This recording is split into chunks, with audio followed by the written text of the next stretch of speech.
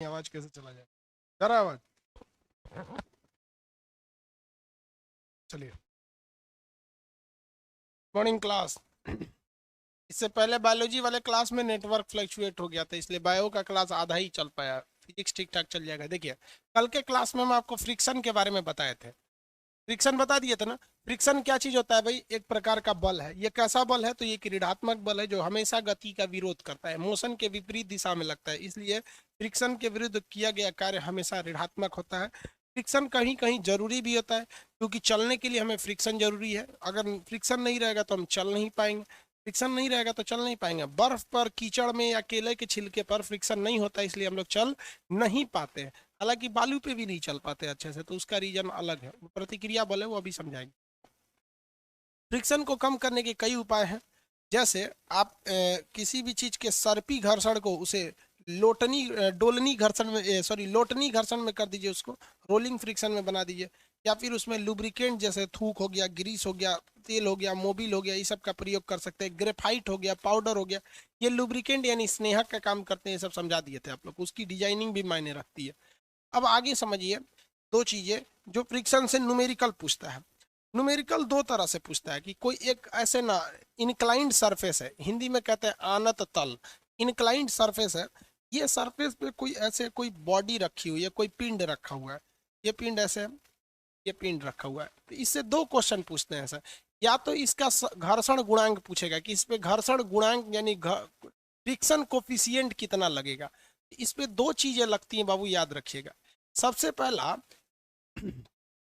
एक जो क्वेश्चन पूछता है वो इसके एंगल से पूछ देता है। मान लीजिए यहाँ एंगल थीटा बन रहा है। एंगल कितना बन रहा है? थीटा बन रहा है।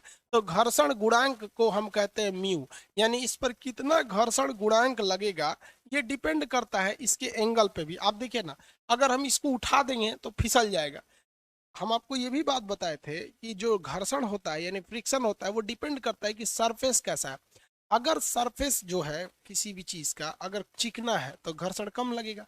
लेकिन सरफेस सरफेस का इंक्लाइंड भी कैसा है ये भी डिपेंड करेगा ना। जैसे यहाँ देखिए, अगर इसी को हम उठा देंगे ऐसे तो उसी सरफेस पे ये तेजी से फिसल जाएगा। तो घर्षण गुणांक डायरेक्टली डिपेंड होता है किस चीज पर? थीटा पर। और आप देखिए ना, अगर थीटा को कम रखिएगा तो फ्रिक्शन कम लगेगा, तो मतलब फ्रिक्शन की वैल्यू होगी। और ऊपर ज्यादा रख देंगे तो भी नीचे चलाएगा यहाँ पर। तो म्यू बराबर क्या होता है? Tan theta. ये आप लोग एसएससी वालों से और रेलवे वालों से यही क्वेश्चन पूछता है कि घर्षण गुणांक और थीटा में क्या संबंध होता है। तो म्यू बराबर होता है टेन थीटा। म्यू बराबर टेन थीटा। कोई दिक्कत है? म्यू बराबर टेन थीटा। अब इससे एक एग्जांपल में क्वेश्चन पूछ देगा, कह देगा कि कोई तल है जो 45 डिग्री पर है या 30 डिग्री पर है। तो आपको 30 डिग्री पर देगा तो आपको तो वैल्यू पता ही होगा, टेन थीटा का वैल्यू। इन थीटा का वैल्यू पता है ना जी, टेक्नोमेट्री तो पढ़े होंगे। तो मान के चलिए कि कह देता है कि 30 डिग्री है। थीटा कितना डिग्री है? 30 डिग्री। तो आप बताइए घर्षण गुणांक निकालिए। तो म्यू बराबर क्या होगा? Ten 30 degree. टेन 30 डिग्री, ये सॉरी, टेन थीटा की जगह कितना डिग्री? 30 डिग्री। टेन 30 का वैल्यू पता है ना? आंसर दीजिए लोग, कितना आएगा? अब कई थोड़ा सा 1030 का भी वैल्यू नहीं पता है। अब 1030 का वैल्यू नहीं पता तो एग्जाम में क्या कीजिएगा आप लोग? निकाल सकते हैं कि नहीं निकाल सकते ना आप? समझ में आया? तो ये एक तरह का क्वेश्चन है जो आप लगाते हैं, जो मतलब एग्जाम में अक्सर देता है।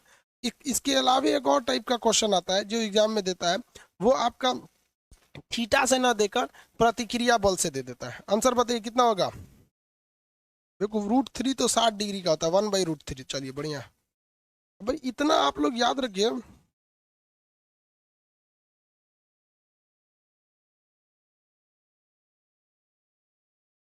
रितेश कुमार सिंह, आप लोग एक चीज को 20 बार पूछते हैं कि सर सिलेबस कंप्लीट होने के बाद वीडियो कितने दिन तक अवेलेबल रहेगा? 30 दिन तक अवेलेबल रहेगा। अगली बार बोलेगा कोई ये सवाल ना, तो फिर हम जिस दिन सिलेबस खत्म होगा उसी दिन वीडियो खत्म कर देंगे। एक डेली आने के बाद एक के जवाब इन लोग को देना रहो, बोल कहीं का सा। आगे देखिए सर।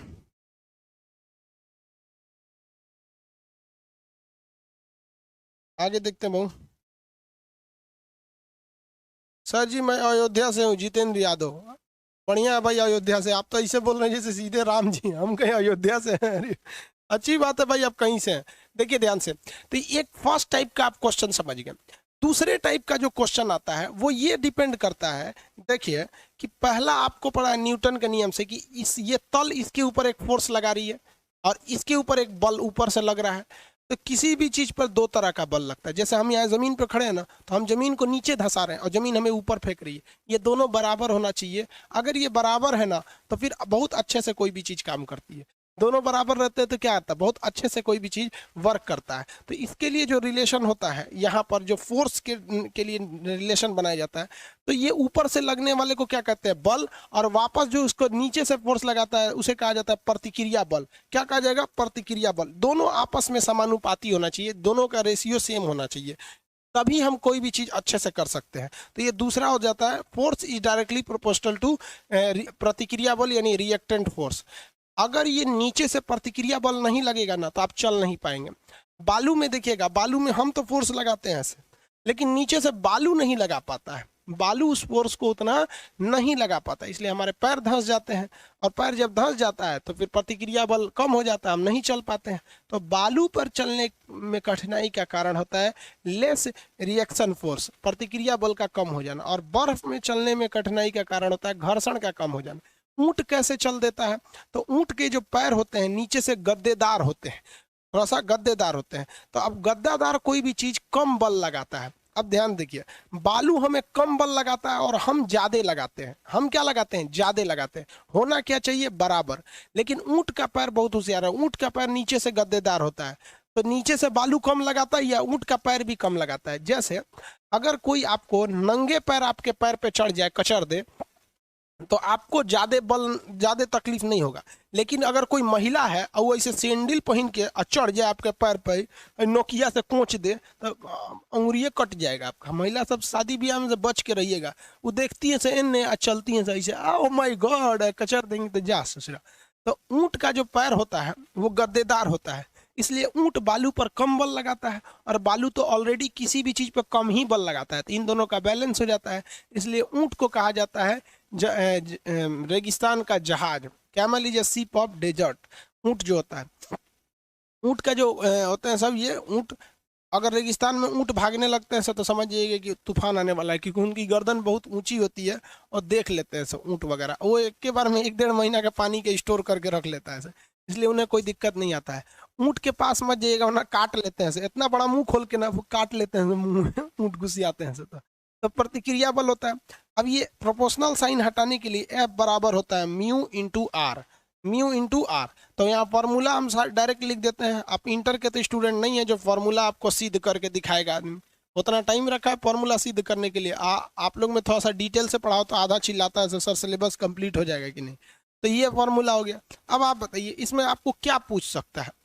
या तो आपको फोर्स दिया रहेगा, फोर्स दे देगा, और क्या पूछेगा, दो कोई वैल्यू दे के एक तीसरा आपसे पूछ सकता है, कोई भी दे सकता है। आपको पता है कि जब 3-3 वेरिएबल रहते हैं सर, तो कोई एक ही चीज है जो देगा, नहीं दिया रहेगा और आपसे पूछेगा। आपके क्वेश्चन जो एग्जाम्पल में क्वेश्चन है उसमें हम बता देते हैं उसके हिसाब से। कह रहा है कि एक वस्तु जिस पर 40 न्यूटन का बल लग रहा है, तो आप बताइए कोई वस्तु एग्जाम्पल में दिया हुआ है, इस पर कितने न्यूटन का बल लग रहा है, 40 न्यूटन का बल लग रहा है। कह रहा है कि यदि इसका घर्षण गुणांक यानी फ्रिक्शन कोफिशिएंट जो है 1.5 है, तो फ्रिक्शन कोफिशिएंट की जगह 1.5 लिख देंगे। कह रहा है कि इसका प्रतिक्रिया बल बताइए, आर की वैल्यू आर लिख देते हैं यहाँ पर। अब इसको आर कैसे निकलेगा भैया, तो 40/1.5। समझ में आ गया कि नहीं आ गया। अब इसका आंसर निकाल लेंगे आप लोग, किसी कोई दिक्कत नहीं है। यही 2 टाइप के क्वेश्चन पूछे जाते हैं। हालांकि इसमें एक टाइमिंग और डिस्टेंस से भी होता है, वो क्वेश्चन पूछा नहीं जाता है। यही 2 ठो हमेशा याद रखेंगे। कौन सा पूछेगा भाई, अब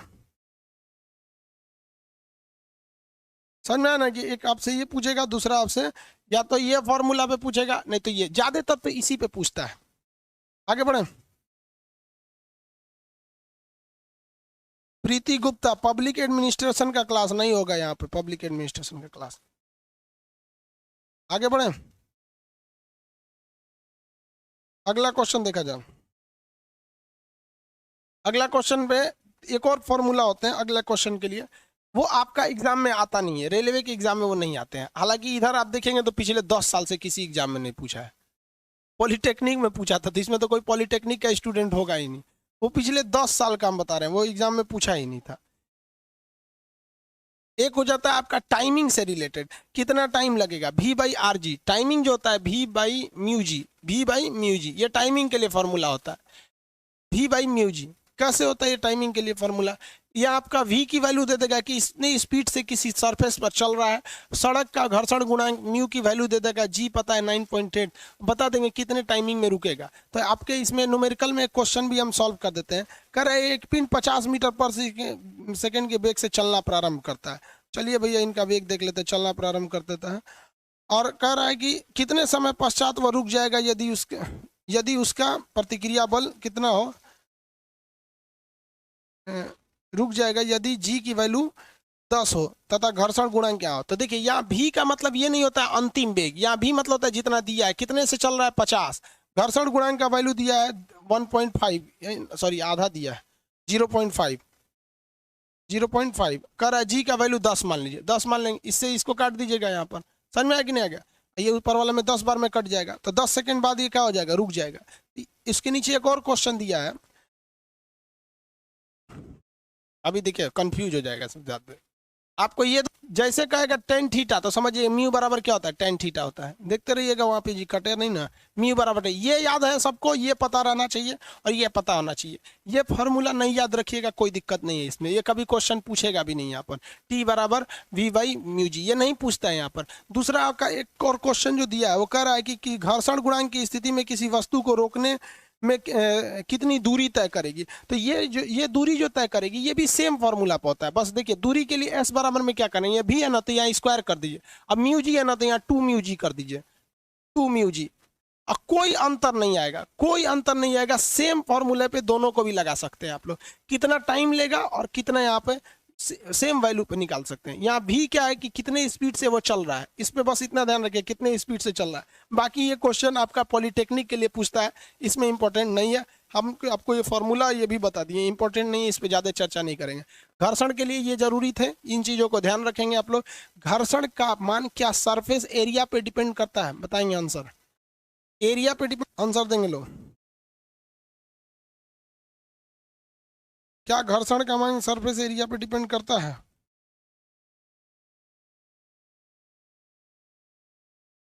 क्या घर्षण का मान सरफेस एरिया पे डिपेंड करता है?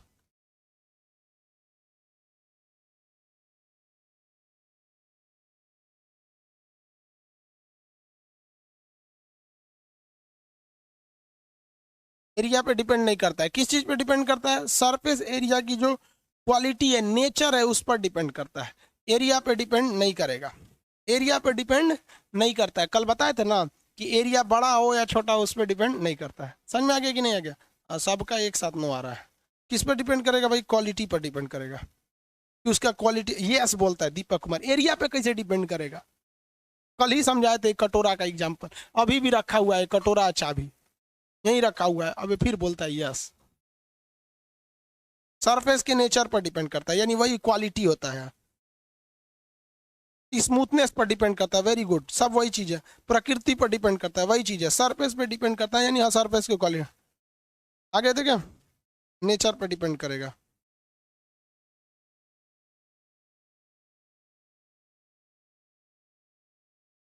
चलिए बढ़िया भाई।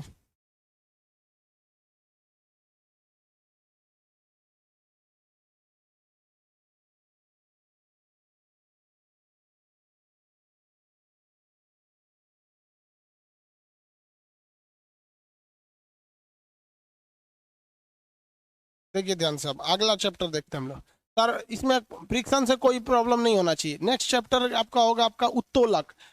नेक्स्ट चैप्टर सिंपल मशीन हो जाएगा, उत्तोलक हो जाएगा आपका। यहाँ तक में किसी को दिक्कत नहीं ना फ्रिक्शन वाले में? आगे बढ़ जाए ना। उत्तोलक देखते हैं लोग, सिंपल मशीन। उत्तोलक या साधारण मशीन को हिसाब से हम लोग देखते हैं lever. Simple machine, simple machine, simple machine किसे कहा जाता है भाई?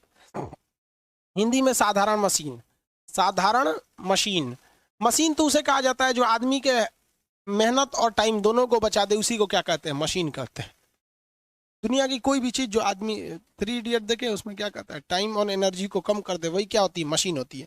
तो यहाँ फिजिक्स में आपको 2 तरह के मशीन को पढ़ना है। एक मशीन आपको पढ़ना है उत्तोलक, उत्तोलक जिसे हम लोग कहते हैं लीवर, क्या कहेंगे? लीवर। और एक होता है आपका व्हील, जिसे हम लोग क्या कहते हैं? घिरनी। घिरनी कहिए या व्हील कहिए, घिरनी इसे हम लोग कहते हैं व्हील, जिससे कुआं में से पानी निकाला जाता है, व्हील। ये दोनों ऐसे चीजें हैं जिसमें कोई भी ना आपको इलेक्ट्रिसिटी की जरूरत है, ना मैग्नेट की जरूरत है, किसी चीज की जरूरत है, और इससे बड़े बड़े चीज को आराम से कर सकते हैं। तो इसलिए ये दो तरह के मशीनों को हम सिंपल मशीन कहते हैं। सिंपल मशीन उस मशीन को कहते हैं जो इंसान के टाइमिंग को बचा दे, कोई भी एक्स्ट्रा बिजली उजली की खपत ना हो। इसमें एक उत्तोलक आता है, एक घिरनी आती है। उत्तोलक को पहले पढ़ देते हैं, उसके बाद घिरनी को पढ़ेंगे। लीवर यानी उत्तोलक क्या होता है सब। लीवर हिंदी में इसे क्या कहेंगे, उत्तोलक। इससे एक क्वेश्चन हमेशा आते हैं सब, इसलिए आप इसको थोड़ा सा ध्यान से पढ़िएगा लीवर को। लीवर एक ऐसी डिवाइस होती है जिसमें बेसिकली 3 चीजों का प्रयोग किया जाता है। सबसे पहला चीज होता है आयास, सर आलम्ब, देखिए आलम्ब, आलम्ब, आलम्ब कहते हैं इसे। आलम्ब इसकी इंग्लिश में इसे कहते हैं फलक्रम, फलक्रम कहते हैं। आलम्ब यानी फलक्रम क्या होता है, कोई भी मशीन जिस जगह से घूमती है ना, उसे हम लोग फलक्रम कहते हैं, आलम्ब कहते हैं। जैसे हमारा केहून यहाँ से घूम रहा है तो ये आलम्ब है, ये हाथ यहाँ से घूम जा रहा है, तो मशीन जहाँ से घूम रही होती है उसे हम लोग क्या कहते हैं, फलक्रम यानी आलम्ब के नाम से जानते हैं, फलक्रम बोलते हैं। वही आलम्ब होता है। कोई भी चीज जहाँ से घूमेगी वो समझिएगा आलम्ब है। जैसे देखिए ये चश्मा है, ये चश्मा है ना, ये चश्मा कहाँ से घूम रहा है, यहाँ से घूम रहा है। अरे भाई चश्मा तो देखे ना, ये चश्मा यहाँ से घूम रहा है कि नहीं घूम रहा है, तो इसके लिए आलम्ब क्या हो जाएगा, या ये हो जाएगा। कोई भी चीज जिस जगह से घूमना प्रारंभ करती है उस जगह को हम आलम्ब यानी फलक्रम कहते हैं। याद रखिएगा इसको हमेशा। पिलास का आलम्ब कहाँ होता है, साइड में, किनारे या बीच में। पिलास समझते हैं ना, इसे इसे उखाड़ लिया जाता है दांत जिससे, पिलास। आगे समझे, फलक्रम समझ में आ गया कि नहीं आ गया।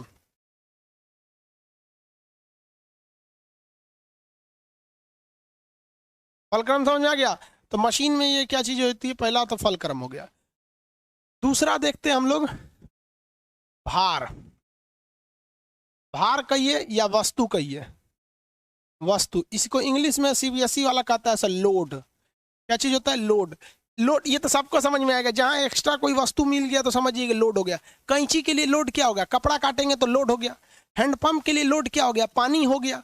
तो जो एक्स्ट्रा वस्तु लगाए हैं उस वस्तु को भार बोला जाता है। समझने के लिए हम क्या लिख दिए, वस्तु। तो मशीन में कोई ना कोई तो वस्तु लगेगा ना भाई, तभी तो वो मशीन बनेगा। तो आलम्ब का ये चीज हो गया। तीसरा जो चीज होता है आलम्ब में, आयास। क्या होता है, आयास। आयास को हम लोग कहते हैं बल, बल। इंग्लिश में इसे इफोर्ट कहता है, इफोर्ट, इफोर्ट। हालांकि फोर्स नहीं कहता है, एफोर्ट कहता है। ये 3 चीजों को मिला देते हैं तो बन जाता है आपका उत्तोलक यानी लीवर बन जाता है। 3 चीजें मिला देंगे तो उत्तोलक यानी लीवर बन जाएगा। जैसे हम आपको एग्जांपल देते हैं, देखिए कोई यहाँ पर कैंची है, कैंचा हो गया ये तो, देखिए ये कैंची है। अब अगर आप ध्यान से देखेंगे तो हम इसमें सबसे पहले देखते हैं आलम्ब यानी फलक्रम, जहां से वो मशीन घूम रही होती है। तो यहीं से ना मशीन घूम रही होती है, तो ये इसका क्या चीज है, फलक्रम है। वस्तु यानी भार, वस्तु यानी भार। वस्तु को कहाँ रखेंगे, वस्तु मतलब एक्सटर्नल पदार्थ। आप किसी का गर्दन काटिए या कैंची से कपड़ा काटिए, कुछ भी काटिए, तो वो कहाँ रखेंगे, यहाँ पर रखेंगे। तो ये क्या हो जाएगा, इसके लिए भार हो जाएगा। भार मतलब वस्तु। और ये वाला पॉइंट इसके लिए क्या हो जाएगा, आलम्ब हो जाएगा। ये वाला पॉइंट इसके लिए क्या हो गया, आलम्ब हो गया। अब बताइए इसमें बल कहाँ से लगाएंगे, बल बोले तो आयास।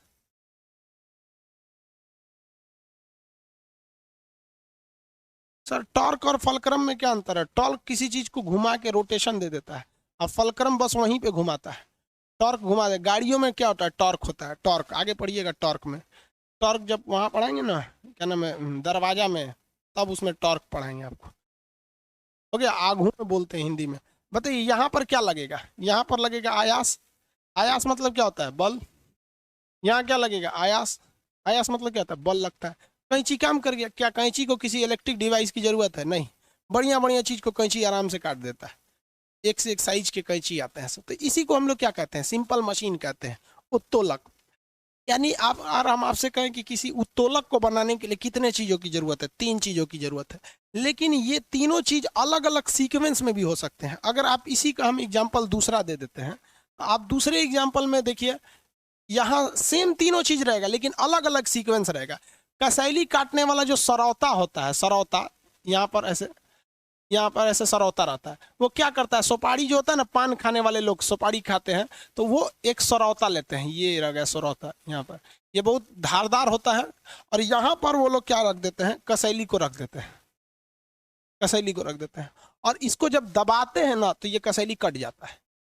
आप देखेंगे यही तीनों चीज है, लेकिन सबका सीक्वेंस अलग हो गया। कैंची में जो घूमने वाला आलम था वो बीच में था, यहाँ आलम क्या हो गया, किनारे हो गया। देखिए आलम कैसे हो गया, किनारे हो गया। और यहाँ फोर्स जो लगा रहे हैं आयास, ये तो उसमें भी किनारे था। और वस्तु कहाँ आ गई है, भार बीच में आ गया है, भार बीच में आ गया।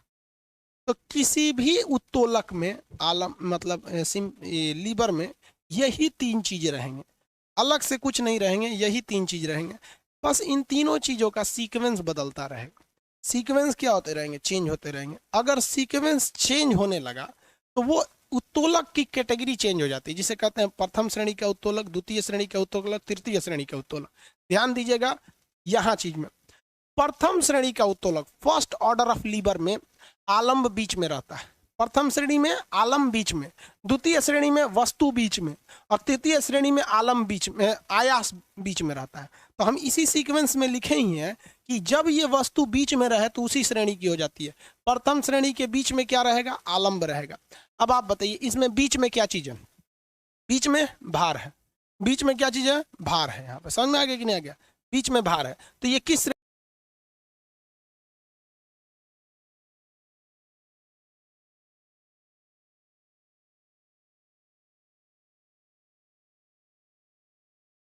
हो गया।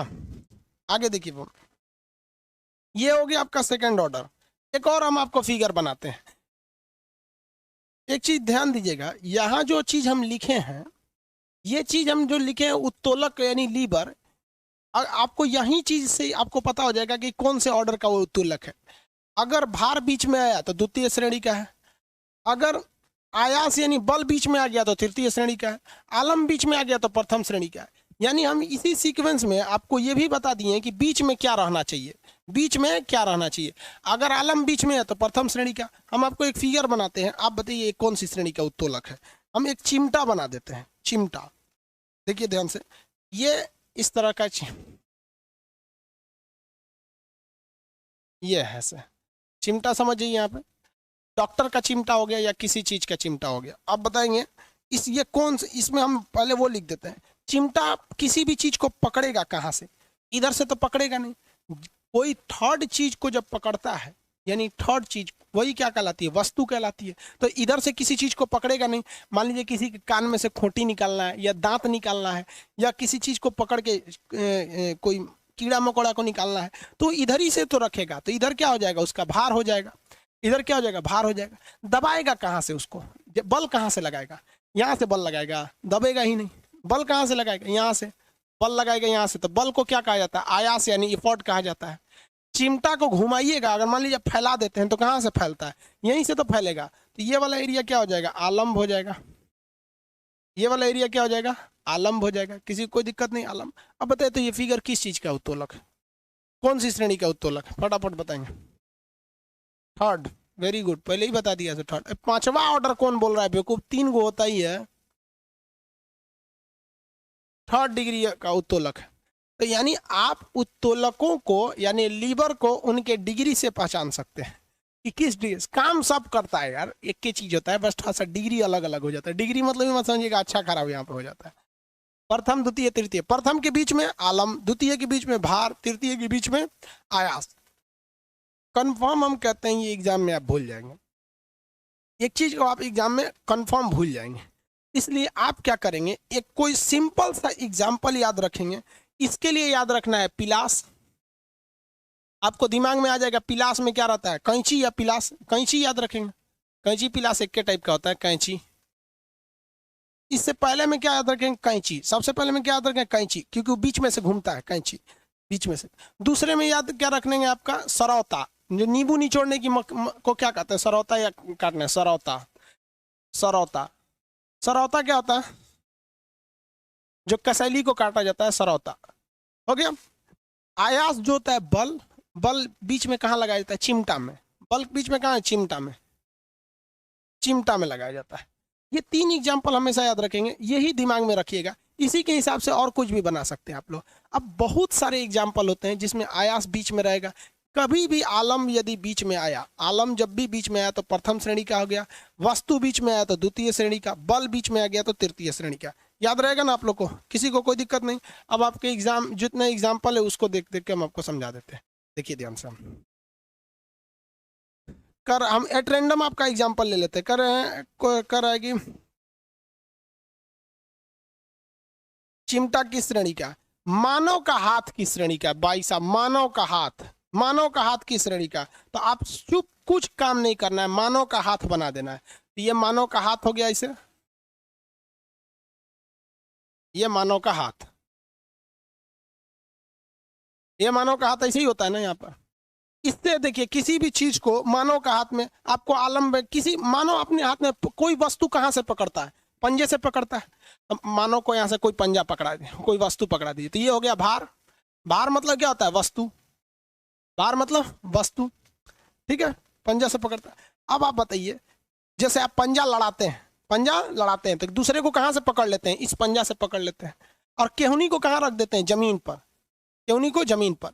अब बताइए, जो चीज घूमता है, जो भी चीज घूमता है, घूमने वाली चीज को क्या कहते हैं, आलम्ब। तो ये केहूनी से ही तो घूमेगा, तो ये क्या हो गया, आलम्ब हो गया।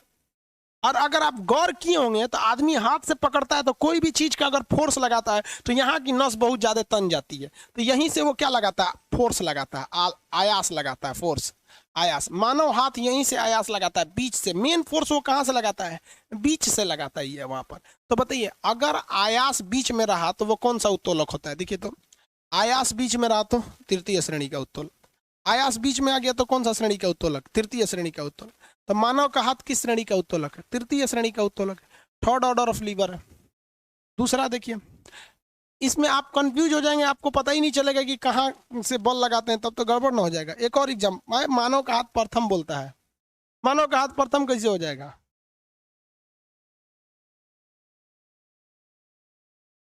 फिगर नहीं बनाएंगे तो फिर ऐसे समझते रहेंगे। तराजू, देखिए भाई तराजू कैसे होगा, तराजू किस श्रेणी का उत्तोलक हो जाएगा। तराजू में क्या किया जाता है, इस तरह से तराजू होता है, यहाँ एक डंडी होती है, तराजू इसी डंडी के पास से घूम रहा होता है, तो जहां से वस्तु घूमती है उसे क्या कहते हैं, आलम्ब कहते हैं। तराजू में एक साइड में आपको क्या लगा देते हैं, बल, और दूसरे साइड में क्या लगा देते हैं, वस्तु। यानी यहाँ पे भार रख देंगे और यहाँ पर क्या लगाएंगे, आयास। यहीं से ना बल या बटखरा लगा देंगे, बटखरा 2 किलो के 3 किलो है। अब ये दोनों हमको मतलब इस साइड से थोड़ी है, बीच में है। तराजू किधर से घूमता है, बीच से। तो तराजू कौन सी श्रेणी का उत्तोलक, प्रथम श्रेणी का, तराजू प्रथम श्रेणी का उत्तोलक हो जाता है। और देखिए,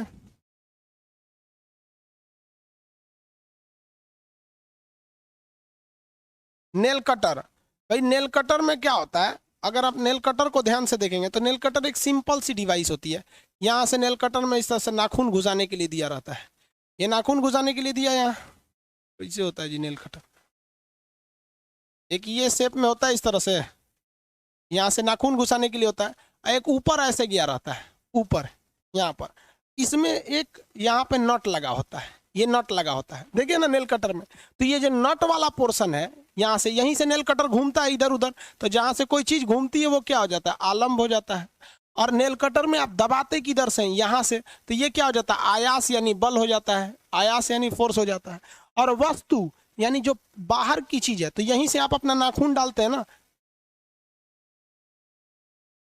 ये नाखून काट रहा है, इसका उंगली बड़ा हो गया थोड़ा, नाखून इधर से घुसा दिया यहाँ पर, तो ये क्या हो गया, भार हो गया, यानी वस्तु हो गया, भार यानी वस्तु। बताइए बीच में क्या आया है, बीच में आलम्ब, कौन सी श्रेणी का उत्तोलक हो गया, प्रथम श्रेणी। कौन सा श्रेणी, प्रथम श्रेणी हो गया, प्रथम श्रेणी। और क्या चीज हो सकता है बताइए, शीशा, शीशा, शीशा क्या होता है, शीशा ना देखते होंगे ना, पार्क वगैरह में होता है, इस टाइप का एक लकड़ी होता है यहाँ इधर, अब बीच में एक तो गुटका लगा दिया जाता है इस तरह से। ये गुटका क्या करता है, ये आलम्ब का काम कर देता है। शीशा में क्या काम कर देता है, आलम्ब का काम कर देता है, आलम्ब हो गया। इधर बैठ जाती है छोटिया और इधर बैठ जाता है छोटुआ। अभी ये भार है, अभी ये क्या है, भार है। छोटिया इसको दबाएगी तो इधर से लगाएगी छोटिया आयास, तो ये उठ जाएगा ऊपर, बीच में क्या आया, आलम्ब आया। जब ये उठ जाएगा तो जब छोटिया नीचे आएगी तो छोटिया भार बन जाएगी और फिर छोटुआ दबाएगा। तो ये छोटिया छोटुआ को शीशा कहा जाता है, पार्क में रहता है। देखिएगा यहाँ पर अब कोनो मोट मेहरारू रहेगी, आप इन्हें से दाबिएगा तो उठबे नहीं करेगी, टूट जाएगा, यहीं से टूट जाएगा, जाए यहाँ पे सब तो लगे उतर जाएगा। शीशा हो सकता है। और भी कुछ एग्जाम्पल, हैंड पंप देखिए, हैंड पंप अगर देखेंगे पानी निकालने वाला हैंड पंप, तो पानी निकालने वाला हैंड पंप को भी सेम फॉर्मूला पे होता है ऐसे, यहाँ इस तरह से हैंड पंप होता है। ये हैंड पंप, अगर आप इसमें भार देखिएगा, भार मतलब क्या होता है, वस्तु, भार मतलब वस्तु, तो यहीं पे ना पानी रहता है, ये पानी है, तो वस्तु कहिए भार कहिए जो भी बात बराबर है, तो ये पानी हो गया। यहाँ पर आप बल कहाँ से लगाते हैं, यहाँ से, तो ये क्या हो गया, आयास हो गया, आयास। अब एक बात बताइए, ये नल घूमता कहाँ से, यहाँ से घूमता है, ये वाला नटवा खींच लेंगे तो पनिया नहीं निकलेगा। एक यहाँ पे भी घूमता है यहाँ से, तो ओवरऑल इसका आलम्ब कहाँ है, बीच में है, आलम्ब बीच में, यहीं से ना घूम रहा है। और अगर आलम्ब बीच में आया, आलम्ब क्या आया, बीच में आ गया, तो उत्तोलक कैसा है, प्रथम श्रेणी का उत्तोलक है, उत्तोलक प्रथम श्रेणी का उत्तोलक है। हो गया। और क्या एग्जाम्पल है, देखिए सबको एग्जाम्पल को प्रूफ कर करके दिखा देते हैं। पिलास, भाई पिलास भी तो सेम होता है, कैंची और पिलास में ज्यादा अंतर थोड़ी होता है, सेम होते हैं। यहाँ पर ऐसे कोई ये हो गया, यहाँ पर ऐसे दांत होता है पिलास में, इधर से ऐसे हैंडल होता है, जहरीला पिलास हो गया ये, इस टाइप का पिलास होता है। दाब दीजिए कोनो चीज को निकाल देंगे, तो यहीं से ना आप वस्तु को रखिएगा, तो वस्तु को रखेंगे तो ये क्या हो जाएगा, भार, और यहाँ से आप दबाइएगा पिलास को इस तरह से, तो ये हो जाएगा आयास। अब बीच में ये क्या हो गया, आलम्ब, आलम्ब। तो जब भी आलम्ब बीच में आ गया तो कौन सा श्रेणी का, प्रथम श्रेणी का। दिमाग में फिगर बना के रखिएगा, याद करिएगा तो अभी भले याद हो जाएगा, लेकिन एग्जाम में जाके भूल जाएगा। पिलास, और सेम कंसेप्ट तो कैंची के साथ होता है भाई, कैंची और पिलास में क्या हो गया कि नहीं होगा, सेम कैंची और पिलास में सेम होता है, कैंची पिलास नल, समझ में आएगा कि नहीं आएगा। और एग्जाम्पल में क्या, साइकिल का ब्रेक, हैंड पंप बता दिए, शीशा तराजू भी बता दिए, शीशा तराजू, हैंड पंप बता दिए, साइकिल का ब्रेक बताना है, साइकिल का ब्रेक। अब आप कहेंगे कि सर साइकिल का ब्रेक कौन सा श्रेणी का है, साइकिल में अगर आप देखेंगे तो इस साइकिल के जो चक्के होते हैं यहाँ पर, अरे साइकिल का फ्रेम कैसे होता है, एक तो इस तरह से होता है, ऐसे साइकिल होता है ना जी, ऐसे अजीब टाइप का साइकिल हो गया यहाँ पर। देखिए साइकिल का जो ब्रेक देखेंगे तो ब्रेक आप लगाते कहाँ से, हैंडल से लगाते हैं, यहाँ हैंडल रहता है साइकिल में, तो इमेज निकालना पड़ेगा साइकिल का, क्योंकि साइकिल बनाना बड़ा मुश्किल हो जाता है। साइकिल का ब्रेक प्रथम श्रेणी का उत्तोलक है। कुदाल, हाँ कोई दिक्कत नहीं, कुदाल भी हो जाएगा, आप बस फिगर बनाते रहिए। उत्तोलक आपको भी पता है भाई,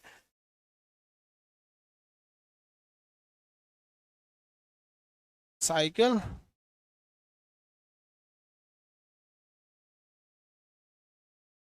कौन सा साइकिल निकाला जाए इसमें से,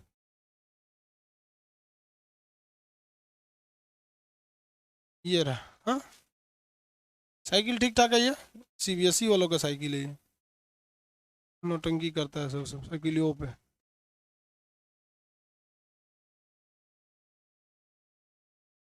ये साइकिल A1, देखिए फिगर से समझिए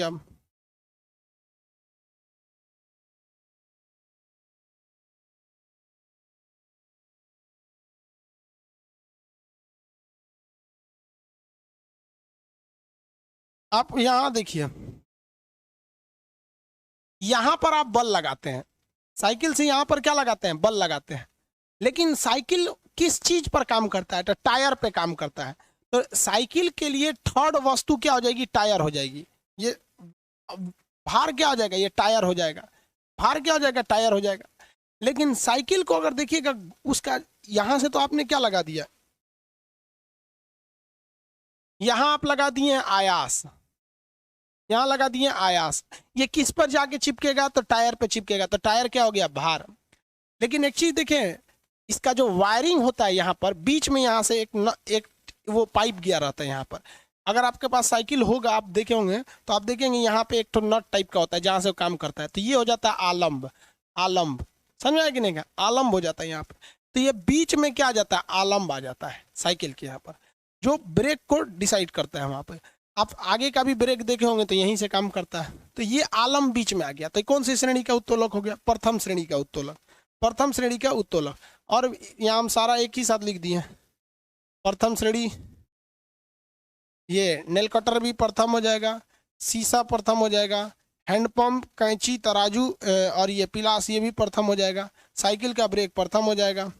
द्वितीय श्रेणी के उत्तोलक में अगर देखेंगे तो वस्तु हमेशा इसमें कहाँ रहती है? बीच में। वस्तु हमेशा बीच में रहती है। हम एक ही साथ सारा फिगर निकाल देते हैं। देखिए, जो फिगर देख के आराम से आप समझ सकते हैं। अरे काम करो भाई, कौन सा बताना है? Second order of lever. Second order of lever ना।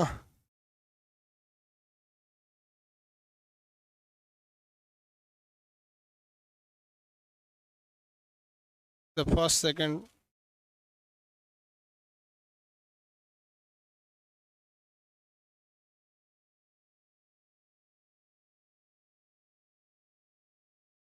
एक ही में सब दे दिया, ओनली लगा देते हैं, केवल एग्जाम्पल किसका? ये बना बनाया फिगर आ जाएगा इसमें। कूड़ा उठाने की मशीन भी किस में आता है? सेकेंड ऑर्डर ऑफ लीवर में। कूड़ा वाली machine second order of lever में आ जाएगा।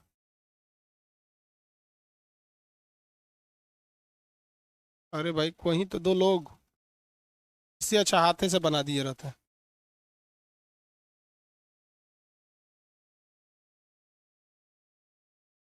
गूगला कभी कभी इतना लेट कर देता है ना, दिमाग खराब हो जाता है। देखिए, सेकेंड ऑर्डर में, उससे अच्छा हम हाथ से बना देते हैं। ये कौन सा ऑर्डर का है? सेकेंड ऑर्डर का। कैसे सेकेंड ऑर्डर का है? देखिए इसको, यहाँ से हम इसको उठाएंगे तो किसी भी वस्तु को जहाँ से उठाया जाता है उसे क्या कहा जाता है? आयास कहा जाता है। जहाँ से उठाएंगे उसे क्या कहेंगे? आयास। इस चक्के के पास से घूमेगी तो ये क्या हो जाता है? आलम्ब हो जाता है। चक्के के पास से आलम्ब हो जाता है। और यहाँ पे क्या हो जाता है? भार हो जाता है। आपको पता है जब वस्तु का भार बीच में आ जाए तो उसे क्या कहा जाता है? द्वितीय श्रेणी का उत्तोलक। बीच में अगर वस्तु आ जाए तो द्वितीय श्रेणी का उत्तोलक। तो कूड़ा उठाने की मशीन किस में आ जाएगी? द्वितीय श्रेणी की उत्तोलक में आ जाएगी। इसी में आपका आ जाएगा नींबू निचोड़ने की मशीन और सरौता। सरौता इस बता दिए थे अभी आपको एग्जाम्पल में। सरौता इस शेप में होता है, कसैली काटा जाता है उससे, जो सुपारी होता है ना पान में डालने वाला, सरौता। और इसी में आ जाएगा नींबू निचोड़ने की मशीन। दोनों सेम होते हैं सब, थोड़ा सा का बस डिफरेंस होता है। नींबू निचोड़ने की मशीन भी ऐसी होती है, वही शेप में होती है नींबू निचोड़ने की मशीन। आप वो जो लेमन टी पिए होंगे तो उसमें देखे होंगे नींबू निचोड़ने की मशीन में इस तरह से रहता है। वो क्या करेगा? पहले सरौता के बारे में तो समझा दिए थे। यहाँ क्या रख देगा? वो सुपारी रख देगा काटने के लिए। यहाँ से लगा देगा आयास यानी बल। आयास मतलब क्या? एफर्ट लगाएगा, बल। ये भार है जिसको काटना है, और यहीं से ये मशीन घूमती है तो ये हो जाएगा आलम्ब। हमको साइड में नहीं देखना है, साइड में क्या क्या, हमें बीच में देखना है। भार बीच में आ गया तो क्या हो जाता है? द्वितीय श्रेणी का उत्तोलक। यहाँ वो क्या करेगा? नींबू रख देगा, और इसमें छेद होते हैं सब, उसको पता है हम यहाँ से क्या लगा देंगे? बल। बल यहाँ से लगाएगा तो ये हो जाएगा आयास। मशीन घूमती कहाँ से? इस साइड से, तो ये हो जाता है आलम। जहां से मशीन घूमती है उसे क्या कहते हैं? आलम। अब देखिए ये वस्तु है नींबू, इसको दबा देगा नीचे तो नीचे से नींबू का रस गिरने लगेगा तो ये हो जाता है भार। नींबू निचोड़ने की मशीन। हो गया कि नहीं हो गया? आगे देखें। हम्म।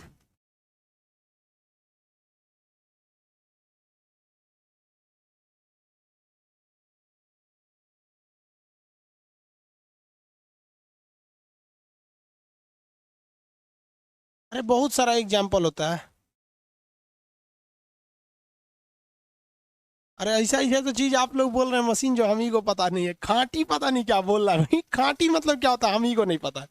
बट हम आपको फिगर दिखा दिए हैं। मेरे कहने का सेंस क्या है कि आप एग्जाम में क्वेश्चन बनाने से पहले एक बार क्या सोचिएगा कि उसका फिगर कैसे ड्रॉ होगा। आप आराम से बना सकते हैं उत्तोलक। और भी और उत्तोलक का एग्जाम्पल देख लेते हैं इसमें।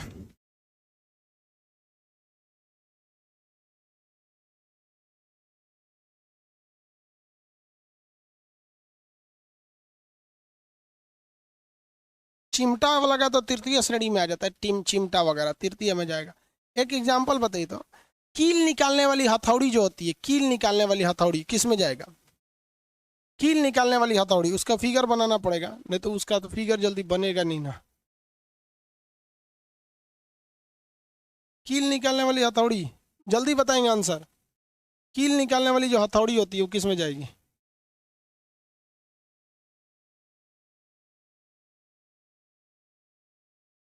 हाँ,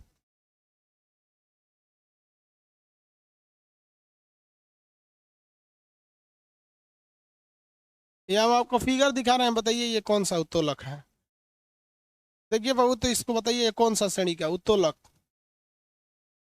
फिगर देखिए, बताइए ये कौन सी श्रेणी का है? इस फिगर को देखिए, आंसर बताइए।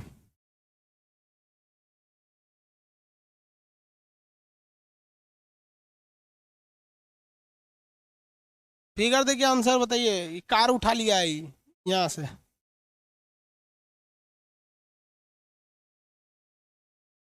फर्स्ट, ये वाला है फर्स्ट। देखिए ना कैसे, यहाँ से क्या लगा रहा है? बल लगा रहा है। बल को क्या कहा जाता है? आयास कहा जाता है। यहाँ एक लकड़ी का गुटका लगा दिया है, तो ये क्या हो गया? आलम्ब हो गया है। और ये कार के लिए क्या हो जाएगा? भार हो जाएगा कार। अब कौन सी श्रेणी का हो गया है? फर्स्ट डिग्री का हो गया। फर्स्ट डिग्री का उत्तोलक हो गया है। फर्स्ट ऑर्डर ऑफ लीवर हो गया।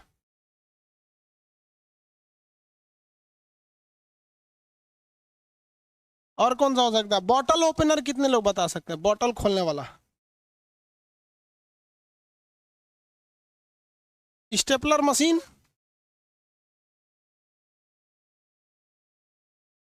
स्टेपलर मशीन प्रथम श्रेणी का है। स्टेपलर मशीन कौन सी श्रेणी का? प्रथम, देख लीजिए। स्टेपलर मशीन देखिए, प्रथम श्रेणी का। यहाँ से आप बल लगाते हैं, स्टेपलर यहीं से घूमता है। सबसे लास्ट में होता है पिन, जो एक्स्ट्रा वस्तु दिखती है उसी को कहते हैं लोड। ये कौन सी श्रेणी का है? प्रथम श्रेणी का। स्टेपलर मशीन फर्स्ट ऑर्डर का हो गया। फर्स्ट ऑर्डर का हो गया। समझ में आ गया कि नहीं आ गया? हम्म। सब बहुत एग्जाम्पल। आप बताओ भाई, दुनिया में इतनी मशीनें हैं, लाखों हैं, हम कितने को बताएंगे? दो चार मेन मेन एग्जाम्पल आपको बता दिए, और आप खुद से सोचिए। और बेहतर होगा, आप सबके पास इंटरनेट है, उसका एक बार फिगर निकालिएगा, अपने से दिमाग में बन जाएगा। फिगर निकालेंगे तो जहाँ भी प्रॉब्लम आएगा, फिगर, क्योंकि हम हर चीज़ का फिगर कितना ड्रॉ करेंगे? ज़्यादा फिगर हम भी तो ड्रॉ नहीं कर पाएंगे ना, कलाकार थोड़ी हैं हम यहाँ पर। तो ये आपको समझ में आ गया कि जो उत्तोलक होते हैं वो एक तरह का सिंपल मशीन होता है, जिसमें हम लोग केवल उसकी डिजाइनिंग की मदद से काम कर सकते हैं। मानव ने इस चीज़ों का खोज बहुत पहले कर दिया था, इसीलिए ये उत्तोलक बहुत ज़्यादा काम की चीज़ है। जैसे कोई पत्थर ऐसे है, ये उठ ही नहीं रहा है, कैसे उठेगा? तो इसके लिए एक सिंपल तरीका है। इस उसके लिए एक सिंपल मशीन लाइए, एक रॉड लाइए, इस रॉड को इस पत्थर के नीचे डाल दीजिए, ये रॉड टेढ़ा हो गया। एक बड़ा सा रॉड लाते हैं, इस रॉड को इस पत्थर के नीचे डाल दिए। अब ये पत्थर क्या चीज हो जाएगा? भार हो जाएगा, बहुत हैवी हो गया। अब ये उठेगा कैसे? तो एक नीचे ऐसे गुटका लगा देंगे इस तरह से, लकड़ी का। ये एक, ये क्या हो जाएगा भाई? आलम्ब हो जाएगा। ये हो गया आलम्ब। यहां से लगाएंगे ये चीज, तो ये हो जाएगा आयास। आयास हो गया, हो गया ये आयास। अब बताइए, यहाँ से खींचेंगे ये पत्थर उठ जाएगा। कौन सी डिग्री का है? फर्स्ट ऑर्डर ऑफ लीवर है। फर्स्ट सेकंड थर्ड, ये तीनों आप समझ में आ गया होगा आप लोग। तीनों समझ में आ गया। अब आप कितन ये राम झूला कौन सा झूला है जी? वही, ऐसा ऐसा आप लोग बताएंगे, ऐसा चीज बोलिए ना जो हमको भी पता हो। यार राम झूला तो हम कभी झूले ही नहीं है। राम झूला कौन झूला है? समझ में आ गया? आप लोग देखिए, ज्यादा होपलेस नहीं होइए। जो भी चीज है आप खुद से दिमाग लगे, बिना फिगर बनाए ये नहीं बता सकते हैं। बिना फिगर बनाए आप इसको ड्रॉ नहीं कर सकते हैं। जैसे हथौड़ी से कई लोग कह रहे थे कील निकालने वाली हथौड़ी प्रथम श्रेणी में आ जाएगा। कैसे? देखिए, प्रथम आएगा, द्वितीय में आएगा, उसको छोड़िए। कील निकालने वाली जो हथौड़ी होती है वो पीछे से ऐसे मोटी हो जाती है। ये हथौड़ी ऐसे पीछे मोटी हो गई, और ये आगे जाके इस शेप में हो जाती है, ऐसे हो जाती है ना। अरे यार कुछ ऐसी होती है कि हम कितना बनाएंगे फिगर से, वो फिगर मिल ही नहीं रहा है। यहाँ देखना, वो कील निकालने वाली हथौड़ी ऐसी होती है। अरे भाई लगभग लगभग समझो यार, हम आर्टिस्ट थोड़ी हैं, ये ऐसे कील निकाल देगा। ये कील निकालने वाली हथौड़ी हो गई। अब ये कौन सी श्रेणी का उत्तोलक होगा? तो आप अगर इसको ध्यान से देखिएगा कौन सी श्रेणी में होगा, तो अब आप खुद से बताएंगे, हम नहीं बताएंगे। अब इसमें बताइए, ये तो हमने नीचे लगा दिया, ये कील यहां से आएगी, कील यहाँ मान लीजिए ये कील है, कील है, इसको पकड़ लिया, तो कील लास्ट की चीज हो जाएगी, अलग सी चीज, तो ये भार हो गया। इसको ऐसे ढकेलेंगे तो ये हो गया आयास हो गया। आखिर इसको कहीं ना कहीं इसको तो दीवार में अटकाएंगे नहीं, ये दीवार में अटका दिए तो ये हो गया आलम्ब हो गया। कौन सा श्रेणी का हो गया? फिगर नहीं बनाएंगे ना तो नहीं बन पाता ये। अब हर चीज का फिगर दिमाग में हल्का हल्का हटाए रहेंगे तो काम बन जाएगा आराम से आपका।